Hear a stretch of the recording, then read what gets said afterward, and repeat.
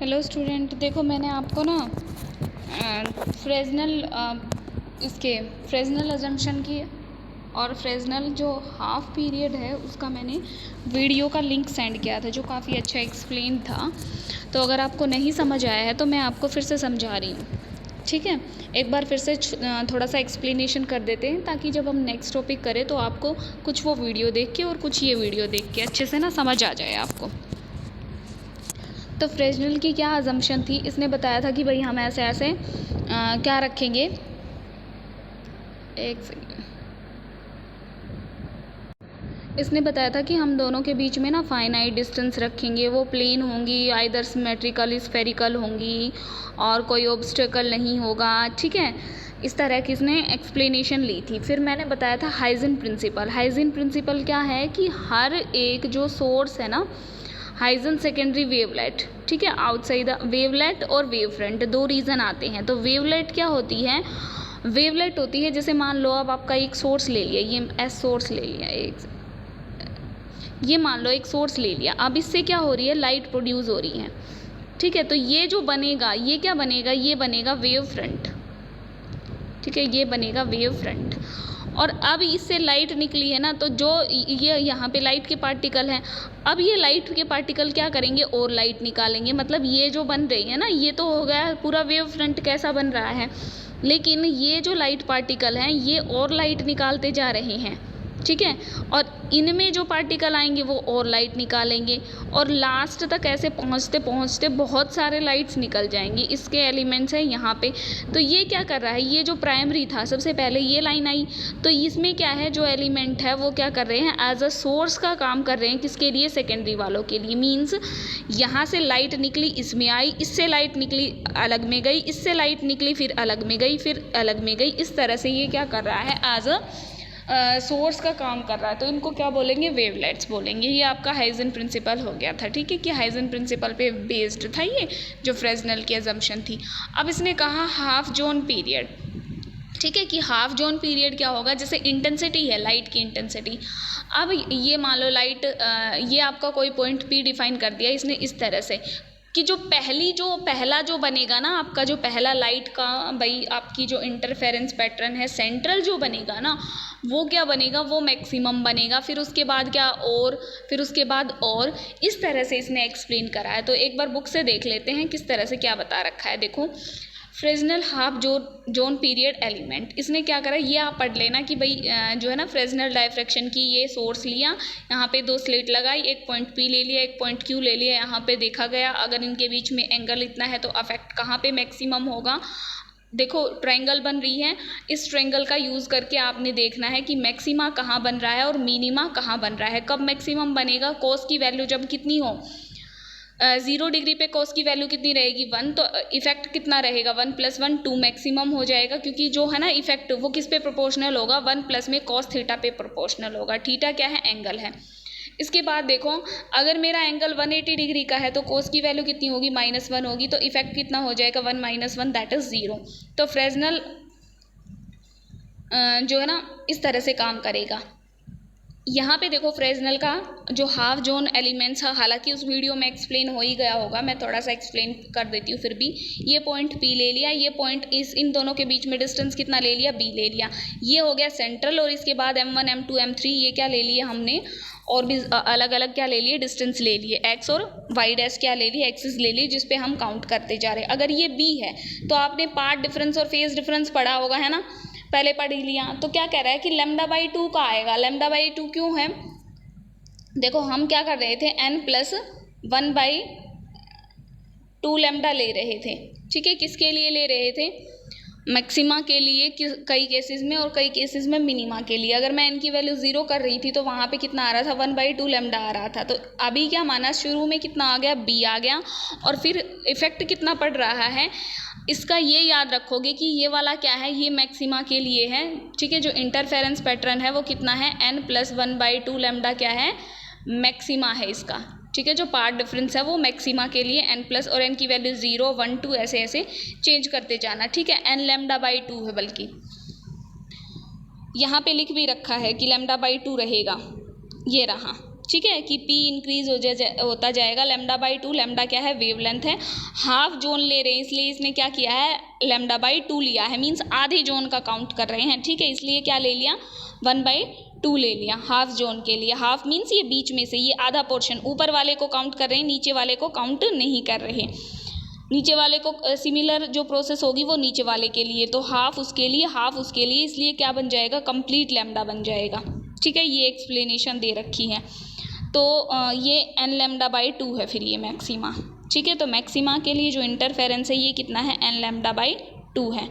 It means n की value क्या हो जाएगी, 1 2 3 इस तरह से हो जाएगी। ठीक है, 0 होगी जब केवल b बच जाएगा, फिर उसके बाद क्या बचेगी, b लैम्डा बाई 2, फिर 2 लैम्डा बाई 2, फिर 3 लैम्डा बाई 2, फिर 4 लैम्डा बाई 2, इस तरह से क्या बनेगी, ये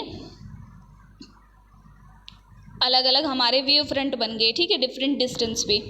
अब ये क्या कर रहे हैं, एज अ सोर्स काम कर रहे हैं, wave front because of the source. ठीक है, वेव फ्रंट, और यहाँ पे लिख रखा है वेवलेट। ठीक है, ये सारे वेव फ्रंट बन गए।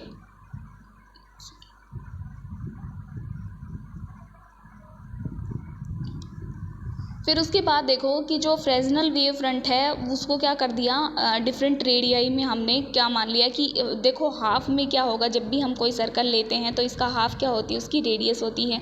तो ये क्या आ गई, रेडियस होगी। तो सेंटर से ये क्या काउंट कर दी, रेडियस काउंट कर दी।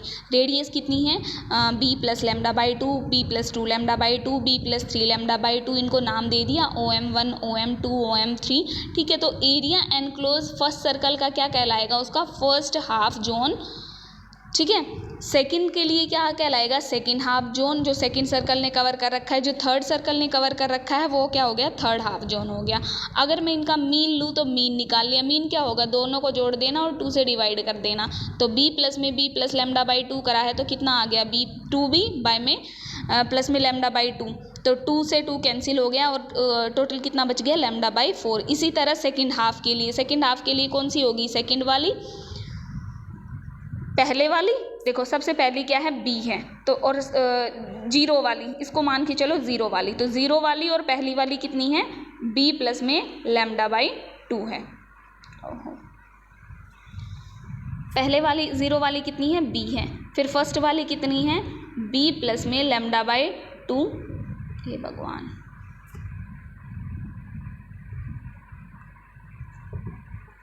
ये है, इसका मीन ले लिया। सेकंड टाइम पे किसका मीन लेंगे, सेकंड टाइम पे हम मीन लेंगे ये जो है इससे नेक्स्ट वाली, तो b प्लस में लैम्डा बाई 2 तो था ही, प्लस में कितना होगा, 2b plus 2 lambda by 2, sorry b plus 2 lambda by 2 से 2 कैंसिल हो गया। ये भगवान, ये क्या कर रहा है, b plus lambda by 2 plus में b प्लस में 2 लैम्डा बाई 2। ठीक है, इसको काट देना यार, लैम्डा बच जाएगा, b प्लस में लैम्डा बच गया। अब ये किसका ले लिया, फर्स्ट और सेकंड का ले लिया। सिमिलरली थर्ड का लेना है। थर्ड में कितना बचेगा, एक तो b प्लस लैम्डा बच ही गया सेकंड वाली का, प्लस में कितना हो जाएगा, b प्लस में 3 लैम्डा बाई 2। ठीक है, तो टोटल कितना आ जाएगा, यहाँ भी b है, यहाँ भी b है 2b, और यहाँ पे कितना है, लैम्डा है, यहाँ पे कितना है, 3 लैम्डा है, तो 3 लैम्डा, अच्छा b प्लस लैम्डा, हाँ b प्लस में 3 लैम्डा।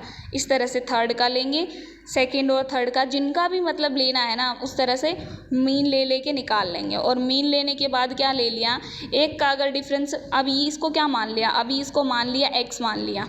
ठीक है, b प्लस लैम्डा बाई 4 को x मान लिया, तो जहाँ पे भी b प्लस 4 आ जाए ना, b प्लस लैम्डा बाई 4, वहाँ पे क्या ले लेना है, x ले लेना है, और बाकी फर्दर क्वांटिटी ले लेनी है। तो ये आया है x lambda by 2, lambda 3 lambda by 2, 4 lambda by.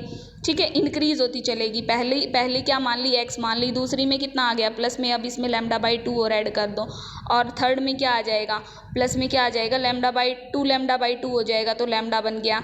Next में क्या हो जाएगा, x प्लस में 3 लैम्डा बाई 2 हो जाएगा। नेक्स्ट में क्या हो जाएगा, x प्लस में 2 लैम्डा हो जाएगा। क्यों, 4 लैम्डा बाई 2 होएगा और 2 से 2 कैंसिल हो गया, तो ये कितना बन गया, x प्लस 2 लैम्डा। इस तरह से इंक्रीज हो गया। तो डिस्प्लेसमेंट कितनी है, डिस्प्लेसमेंट वेव की कैसे होगी, साइनोसोडल फॉर्म में होगी।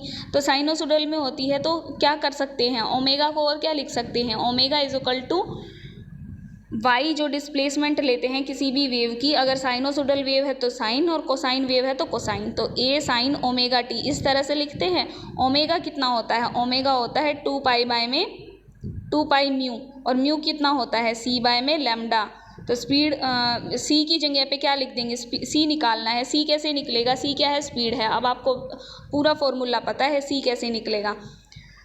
आपको पता है speed is equal to distance upon time taken, ठीक है, यही होती है ना, यह distance is equal to speed upon, distance is equal to speed upon time taken, ये होता है बच्चों। ठीक है, अब हमें स्पीड चाहिए तो d इंटू में क्या कर देना है, t कर देना है। डिस्टेंस कितना मान ला है, सबसे पहले x मानना है और t कर दो, और माइनस में क्या करा, देखो इसने क्या किया,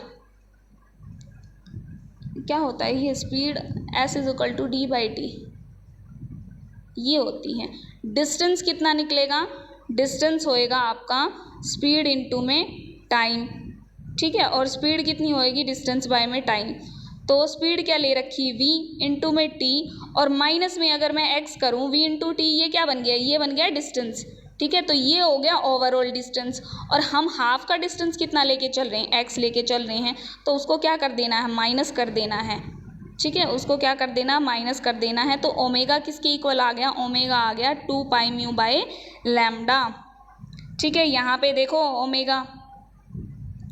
ओमेगा कैसे आया, यहाँ पे a साइन चल ही रहा है, 2 पाई बाय में लैम्डा पुट कर दिया और c की वैल्यू निकाल ली। c कितना निकाल लिया, यहाँ पे c हो गया vt, और ये क्या आ गया, vt क्या है, डिस्टेंस, माइनस में डिस्टेंस, ठीक है, दो डिस्टेंस की क्वांटिटी हो गई ना। तो ओमेगा t माइनस में, अब इसको क्या मान लिया, अच्छा ओमेगा की टर्म में भी लिख दिया इसने, ठीक है, ये इसी के इक्वल है। तो ओमेगा की वैल्यू आ गई 2 पाई म्यू बाय लैम्डा। ये क्या आ गया, फेज डिफरेंस आ गया किसका, ओ से लेके पी तक का फेज डिफरेंस क्या होगा। उसके बाद देखो, थोड़ा फटाफट करा रही हूँ। फिर देखो सेकंड के लिए क्या हो जाएगा, x प्लस में लैम्डा बाई 2 आया था, अभी तो आया था ना, पहले का x लिया था, फिर क्या लिया था, x प्लस लैम्डा बाई 2, फिर क्या आया था, x प्लस लैम्डा, फिर क्या आएगा, x प्लस 3 लैम्डा बाई 2, फिर क्या आएगा, 2 लैम्डा आएगा। तो इस तरह से क्या चला, डिफरेंट के लिए चलता रहा, और डिफरेंट के लिए चलने के बाद टोटल जो रिजल्टेंट लेंगे वो किसकी टर्म में लेंगे, कि y किसके इक्वल हो गया, y1 y2 y3 up to yn, a1 a2 a3 a4 sine omega t minus 5 a sine omega t minus 5, ठीक है, ये हो गया। The magnitude of amplitudes a1 a2 a3 depends on the following factor, the area of the corresponding half period zone, ठीक है। जो mean distance है,